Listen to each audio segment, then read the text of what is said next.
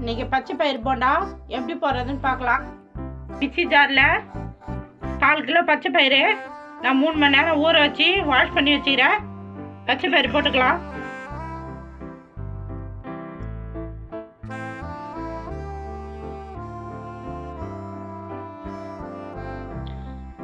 ஜீரகம் 1 டீஸ்பூன் போட்டுக்கலாம். 1/2 டீஸ்பூன் மஞ்சள் பொடி போட்டுக்கலாம். மிக்ஸி ஜாரில் ஒரு 6 பச்சை மிளகாய் போட்டுக்கலாம். பச்சை பயிரில் பச்சை மிளகாய் போட்டு அரைச்சா குழந்தைங்களாம் சாப்பிட்லாம். நம்ம கட் பண்ணி போட்டால் குழந்தைங்க சாப்பிட முடியாது, வாயில் கடிப்படும்.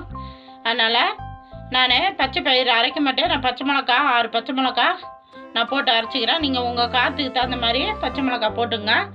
இல்லைன்னா நீங்கள் கட் பண்ணி கூட போட்டுக்கலாம். கொஞ்சமாக தண்ணி ஊற்றி நம்ம இப்போ அரைச்சின்னு வந்துடலாம்.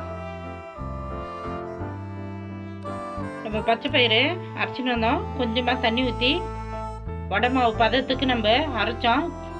ரொம்ப நெவ்வாக அரைக்கக்கூடாது, சும்மா குறைன்னு அரைக்கணும். ஒரு பாத்திரத்துக்கு மாற்றிக்கலாம்.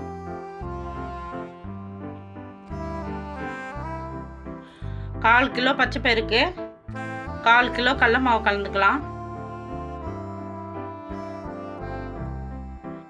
தேவையான அளவு உப்பு போட்டுக்கலாம்.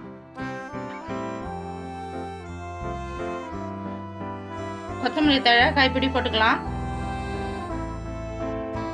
கருவேப்பிலை கைப்பிடி போட்டுக்கலாம். பூண்டு பல்லு 10 பல்லு பொடிசா கட் பண்ணி போட்டுக்கலாம்.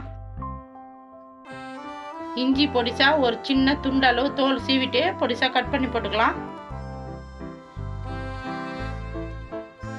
வெங்காயம் ஒரு 100 கிராம் பொடிசா கட் பண்ணி போட்டுக்கலாம். சோம்பு 1 டீஸ்பூன் போட்டுக்கலாம். எல்லாத்தையும் ஒன்றா மிக்ஸ் பண்ணிக்கலாம்.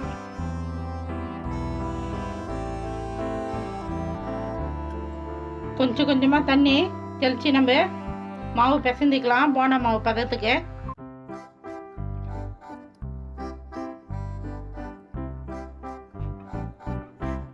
மாவுலெல்லாம் பிசைஞ்சாச்சு. இப்போ நம்ம போயிட்டு எண்ணெயில் போட்டு எடுத்துக்கலாம். அடுப்பு பற்ற வச்சு ஒரு கடாயை வச்சு பொரிக்கிற அளவுக்கு எண்ணெய் ஊற்றிக்கிறேன். சூடு ஏறட்டும். நம்ம பச்சை பயிர் போண்டா அழகாக சின்னதாக பால் மாதிரி பிடிச்சி போட்டுக்கலாம். எண்ணெய் வந்து மிதமான சூடாக இருக்கணும், ரொம்ப சூடு இருக்கக்கூடாது. மேலே வெந்துடும், உள்ள மாவு வேகாமல் இருக்கும். நம்ம போண்டா மாதிரி போட்டாச்சு. சின்ன பாலாக பிடிச்சி நல்லா வேகட்டும். ஒரு பக்கம் வெந்துடுச்சு. நம்ம 2வது பக்கம் திருப்பி போட்டுக்கலாம்.